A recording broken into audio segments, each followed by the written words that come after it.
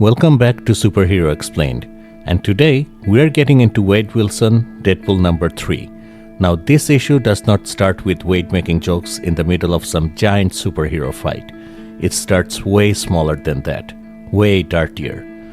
We open in Central Park, New York at night. There's a little robot on the lake, and inside it are Bruce and Blair. And Bruce is already cooked emotionally. He's sitting there talking about Hammerhead, saying he really hopes Hammerhead isn't mad, which, let's be honest, is one of the worst things you can say in a mob story, because if Hammerhead is mad, you're probably not getting a second meeting. Bruce says he feels sick about what happened. He blames his sleep apnea. He says he's always tired, he can't think straight, and because of that, he ended up in the wrong place at the wrong time. And now, 2 people are dead. And they're out of $100,000. Blair tells him not to let the guilt eat him up, just enjoy the night. And that sounds almost comforting, until Bruce asks about the package she mentioned. Then Blair quietly pulls out a gun. So yeah, there is a package. Bruce just doesn't know he's the delivery. Blair puts the gun right to the back of Bruce's head and basically confirms it. There's a package they need to drop right around here. And that's the moment where you realize this was never a conversation. This was a cleanup. But before Blair can pull the trigger, a knife comes flying in and pierces her arm. She drops the gun, screams, and Bruce turns around like, what is this? And then we see Deadpool up on the bridge, yelling down at them. So Wade has entered the scene. Not gracefully, not quietly, but definitely at the right second. Deadpool shouts that Blair is about to kill Bruce, and Blair does not really act shocked or embarrassed. She basically tells Bruce, what are you gonna do? That's the business. Which is brutal, because to her, this is just a job. Now Bruce and Blair are both scrambling for the gun, and Wade starts explaining why he's even here. He says he got an omen, and the way these omens work is pretty simple. He gets told something bad is going to happen. Then something bad does happen. And if he jumps in at the right time, he can usually spin it into cash and glory. That is such a Deadpool mission statement. Not, I'm here to protect the innocent. More like, something terrible is happening and I might be able to profit from it. And while he's saying all of this, Wade jumps off the bridge towards the boat. As Bruce and Blair are fighting over the gun, Wade starts giving his version of superhero job assignments. Cosmic threat? That's Fantastic Four territory. Giant xenophobic robots? That sounds like the X-Men. Gods of mischief, time-traveling warlords, evil AI bad daddies? Call the Avengers. But Wade? Wade is the guy who shows up when a mob guy with sleep apnea is about to get killed in a rowboat. And that's funny, but then the pages get dark very, very fast. Because Wade is swimming underwater towards the boat, and when the gun falls into the lake, we see bodies tied down below the surface. So this lake is not just a lake, it's a dumping ground. Wade says he's not doing this because he cares about Bruce. He's doing it because there's something in it for him. Meanwhile, Blair pulls the knife out and charges Bruce, but Wade grabs an oar and smacks her across the face before she can stab him. Blair drops. And for 1 second, it feels like Bruce might actually make it out. Wade climbs into the boat, Blair is knocked out, and Bruce is completely falling apart. He's thanking God, panicking, probably realizing he just came within 1 second of dying. And Wade, because he's Wade, immediately takes a phone call. It's Blind Al. She reminds him that he said he would be home by now so they could hate watch soap operas together. And I love how ridiculous that contrast is. Wade is in a rowboat with a traumatized mob guy and an unconscious assassin, and Blind Al is just mad that he missed TV time. Bruce is so overwhelmed that he throws up over the side of the boat. Wade tells Blind Al not to worry. He says he has a good thing going, and if it works out, maybe he can move out of her sad, crappy apartment and give her life back. Then he hangs up, and Blind Al says she never asked for that. That line is small, but it says a lot. Because Wade thinks he's a burden, but Blind Al's reaction makes it feel like maybe she doesn't see it that way. Wade, Bruce, and unconscious Blair make it back to shore. Bruce thanks Wade again, but Wade tells him not to thank him yet, because Wade is not done using him. He calls Hammerhead, and the second Hammerhead picks up, Wade starts playing the situation like a business deal. He tells Hammerhead he has Bruce Marino, the dumb guy Hammerhead was about to have killed. Hammerhead immediately asks who's feeding Wade information, but Wade doesn't answer. He just changes the power dynamic. He tells Hammerhead that Hammerhead is working for him now. The deal is simple. Hammerhead can pay Wade to finish the job, or Wade can hand Bruce over to the cops and Bruce can testify against him. And while Wade says this, he has the phone in one hand and a gun pointed at Bruce with the other. So yes, Wade saved Bruce, but he saved him the way Deadpool saves people when money is involved. He saved him to sell him back. Now we cut to Hammerhead's car near the park. A mysterious figure moves through the trees, and Hammerhead tells Wade he has a counteroffer. Wade gets excited because he thinks they're negotiating now. He jokes that this is like a used car lot, except with blood and extortion. And then, bang! A shot goes straight through Wade's phone and into his head. Deadpool drops immediately. The shooter steps out from the trees. He's dressed in a suit and coat and holding the gun. And this is where the omen gets turned around on Wade. The omen said that at 9:58 p.m. someone would be executed in Central Park.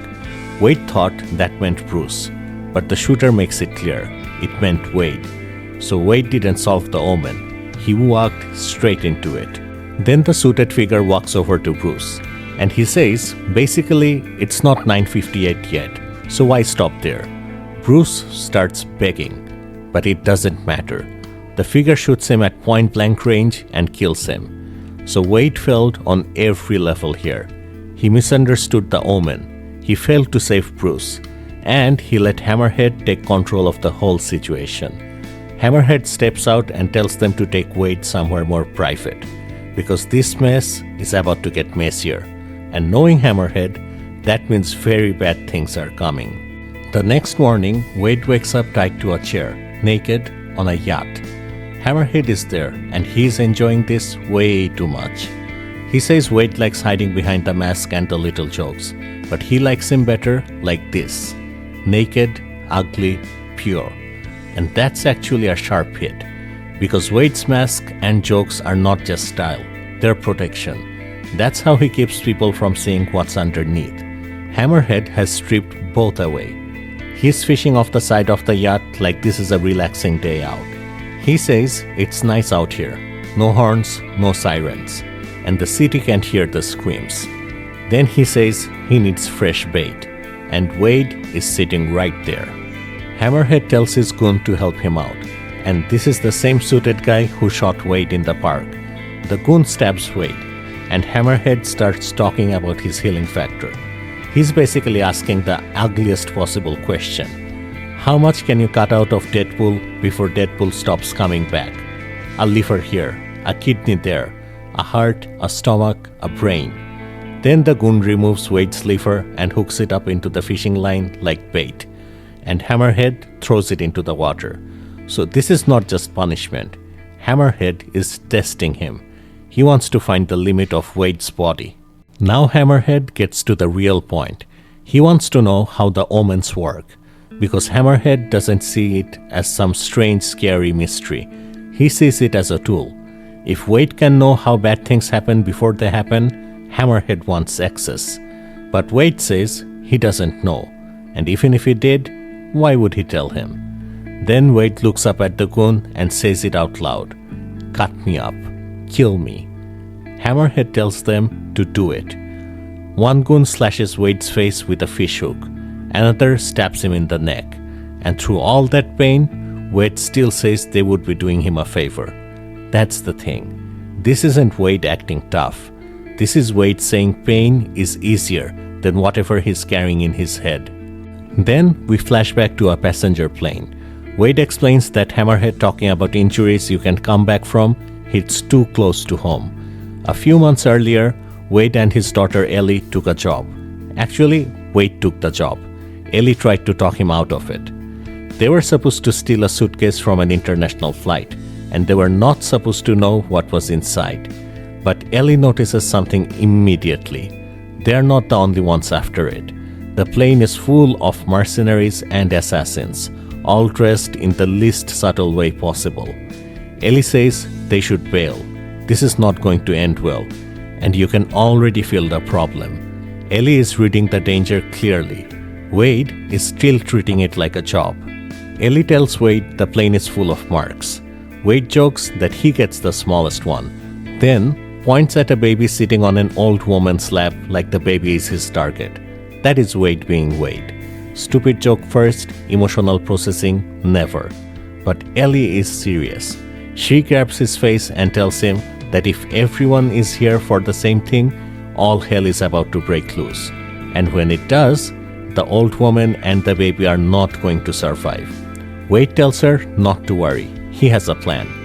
Ellie says this is a mistake. Wade gets up anyway. The old woman asks what he's doing, and Wade says, poop emergency.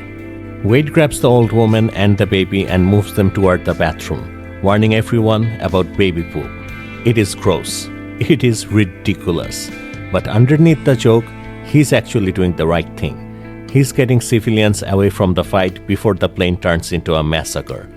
A flight attendant tries to stop him and tells him to return to his seat.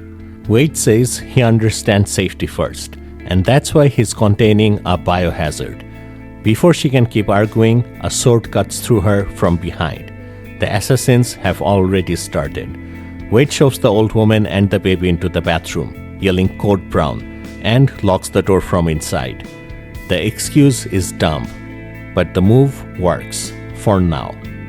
Inside the bathroom, Wade, Ellie, the old woman, and the baby are all crammed together. The old woman says she doesn't understand what's happening. Ellie says that makes two of them, then reminds Wade that he said he had a plan. And then, sword stabs straight through Wade's chest from outside the bathroom. Wade reveals that before takeoff, he planted charges in the bathroom. He pulls out the remote, presses the detonator, and the floor explodes under the toilet. Everyone drops down towards the luggage hold. So Wade did have a plan. A terrible plan. A completely insane plan. But technically, a plan. Wade drops into the luggage hold after them. And that is when the whole thing flips. The old woman is pointing a gun at Ellie's head. She tells Wade he should have listened to his daughter when Ellie said this job was a mistake. So the person Wade tried to save was never innocent. She was part of the trap. And now, Ellie is in danger because Wade made the wrong call. Back in the present, Wade says he cannot stop replaying that moment. The only thing that distracts him is pain. That is why Hammerhead can cut him up, and Wade will ask for seconds. He is not fearless. He is guilty. And that is much, much worse. Back on the yacht, Hammerhead's goon starts to realize Wade may actually not care whether they kill him. And that is a problem, because pain only works if the person wants it to stop.